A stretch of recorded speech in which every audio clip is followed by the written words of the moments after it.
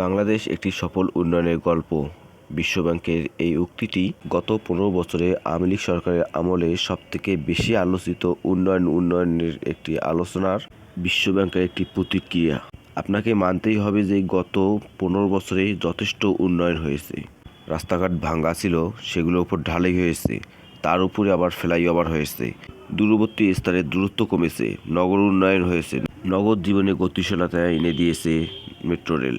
এসব উন্নয়ন কি যথেষ্ট নয়? তারপরেও এসেছে পদ্মা সেতুর মতো মেগা প্রকল্প। এত উন্নয়ন আবার তখন কিছু লোকের সহ্য হলো না। রাস্তায় ব্যানার নিয়ে নেমে পড়ল উন্নয়নের প্রতিবাদে। কি সাংঘাতিক দাবি! দাম কমাও, যান বাঁচাও, ভোটাধিকার ফিরিয়ে দাও। নির্বাচন ছাড়াও যে মানুষের উন্নয়ন করা যায় তা এদের কে বোঝাবে? বড় বড় উন্নয়ন হচ্ছে, একটু টান তো পড়বেই। নিত্যদিনের রুটি রোজগার বাজার সদাইয়ে গরিবের দাবিও আবার ঠিক। তারা উন্নয়ন দিয়ে কি করবে যদি পেটে ভাত না থাকে? গত সরকারের যত উন্নয়ন বাস্তবিকতে সবগুলোই হলো অবকাঠামোগত, আর উন্নয়নের যত দেনা সবকিছু গরিবের ঘাড়ের উপরেই চেপেছে। মধ্যবিত্তদের কথা নাই বললাম, কারণ তারা না পারে বলতে, না পারে সইতে। যাই হোক, উন্নয়ন তো হচ্ছে, যাদের জন্য উন্নয়ন তাদের কথা নাই ভাবলেই হবে। তাদের তো অধিকার শুধু ভোটাধিকারের মধ্যেই সীমাবদ্ধ, তারা আর কি করবে? মৌলিক চাহিদা পূরণ করতে না পারা শিশুরা হয়ে যায় নেশাখোর বা অন্য অপরাধে যুক্ত। নেশা করলে ক্ষুধা কমে, তাতে যদি পরিবারে কিছুটা সাশ্রয় হয়, সরকার যদি চাপ না মনে করে। এই হলো আমাদের দেশের সরকারের অবস্থা। তারা ভারতকে সব কিছু উজাড় করে দেয়, নিজেরা তো কিছু উৎপাদন করবেই না, সকল কলগুলো বন্ধ রেখে বিদেশ থেকে জিনিস নিয়ে এসেও সেগুলো আবার বাংলাদেশের অভ্যন্তরে সিন্ডিকেটের দখলে চলে যায়। গত সরকারের আমলে উন্নয়নের সঙ্গে আরেকটি বিষয় যুক্ত হয়, সেটা হলো সিন্ডিকেট। সিন্ডিকেট তো আর ব্যক্তি নয়, এটা অদৃশ্য। নেতা যায়, নেতা আসে, কিন্তু সিন্ডিকেট আর কেউ ভাঙতে পারে না। এ যেন শাসনের একটা অবিচ্ছেদ্য অংশ হয়ে দাঁড়িয়েছে। দিন শেষে গরিবেই মরে, গরিবের ঘাড়ের উপরেই পড়ে ঋণের দায়।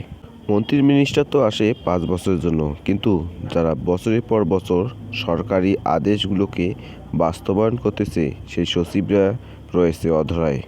আর এই সকল আমলারাই গত 15 বছরে সরকারের যাবতীয় কাজকে বৈধতা দিয়েছে দেশে এবং বিদেশে। মন্ত্রী মিনিস্টার নিয়ে সকলের অভিযোগ থাকলেও তাদের নিয়ে কিন্তু কোনো অভিযোগ থাকে না, কারণ তাদের তো আর নির্বাচিত করা যায় না বা বহিষ্কার করা সম্ভব নয় জনগণের পক্ষে। তাই যুগের পর যুগ না তাদের উপর রয়েছে অত্যাচার, না তারা কেউ গুম হয়েছে, রয়েছে বহাল তহবিলতে। সরকারের যারাই আসতেছে তাদেরকেই তারা তোষামোদ করতেছে এবং দুই হাতে লুটে নিতেছে বিপুল সম্পদ এবং অর্থ। অনেকে যখন খাওয়া হয়ে যায় তখন তারা বিদেশে পাড়ি জমায়, পরবর্তীতে যখন তাদের ধরার ছোঁয়ার বাইরে যায় তখন সেগুলো কিন্তু প্রকাশ্যে আসে। স্বাধীনতার পরবর্তী সময়ে সরকারের উত্থান পতন অনেক হয়েছে, রচিত হয়েছে অনেক উন্নয়নের গল্প, কিন্তু আক্ষরিক অর্থে মানুষের ভাগ্যের কোনো উন্নয়ন হয়নি। সরকারের যারাই আসুন না কেন সবাইকে ভারতকে সন্তুষ্ট রাখতে হয়, কেননা তা না হলে সরকারের জন্য ঘোর বিপদ। আর সব কিছু নিয়ন্ত্রণ করা হয় ভারতীয় রয়ের মাধ্যমে। সব কিছু আলোচনা হয়, কিন্তু ভারতীয় রয়ের বিষয়ে খুব একটা বিস্তারিত আলোচনা করতে কেউ চায় না। কিন্তু কেন? প্রশ্ন রাখলাম।